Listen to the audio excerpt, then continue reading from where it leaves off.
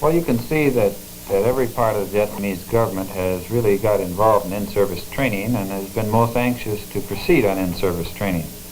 But to begin with, naturally, there were priorities, and the priorities that were established tended to concentrate in two areas.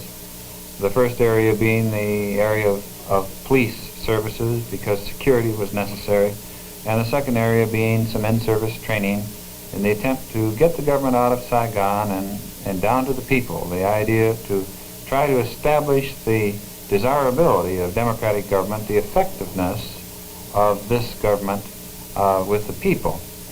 But in doing this, in developing an in-service training program, even in these two areas, let alone all the rest of the government departments, there are two or three special problems, I think, that are very real problems and go straight across the board. There are problems in the United States, there are problems in every country in which in-service training is handled at all or practiced at all.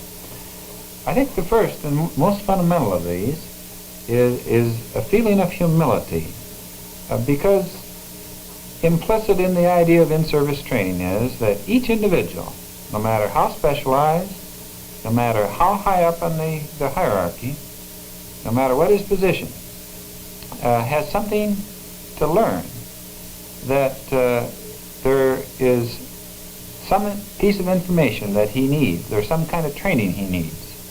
This is an idea that we often hear expressed in the phrase, "you're never too old to learn." But in actual fact, to people in authoritative positions, this is sometimes difficult to accept as a proposition.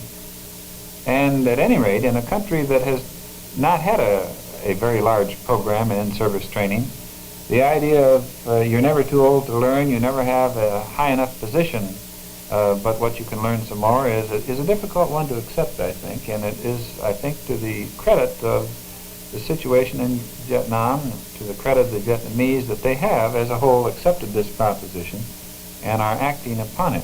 Well, there is another problem that we've been grappling with over the past 6 months to a year particularly, and this is the question of organization. How to best organize an in-service training program so that it can be effective throughout the entire government. I might say that at the National Institute of Administration we have a newly created division of in-service training, which operates as a more or less of a secretariat and central planning group to work with an all-governmental or interministerial conference that meets from time to time and sets the policy for the entire government.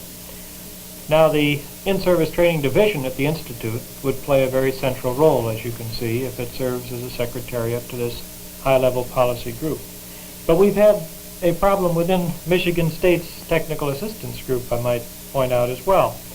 We've had several different views expressed. These problems have not really been solved in the United States, and they're not solved in Vietnam. Views as to whether the in-service training program should operate with the actual working departments or whether it should be separate and provide the kind of training the trainers service that, of course, our whole in-service training program centers on. Well, along with the general orientation and the organizational problem, we certainly have had some detailed problems, like problems of materials for in-service training, problems of language in translating these materials, and problems of developing a sufficiently broad, sufficiently developed, and sufficient in number in terms of staff of the Institute. But I think these things are coming along quite well now. I think the important thing in the in-service training field is that the government itself must be dedicated to the idea of in-service training. In-service training in Vietnam is believed in by the leading officials of the government. President Ngo Dinh Diem has on various occasions talked to us and to the officials of the National Institute about the importance of getting the in-service training program going. And therefore it has had, over the past year, since the security threat and other immediate problems have been solved, a very high priority in the Michigan State University project, as well as at the National Institute of Administration. As a result of the support by the government of the Republic of Vietnam, as well as this renewed emphasis on in-service training, I'd say the future of this very important program looks bright.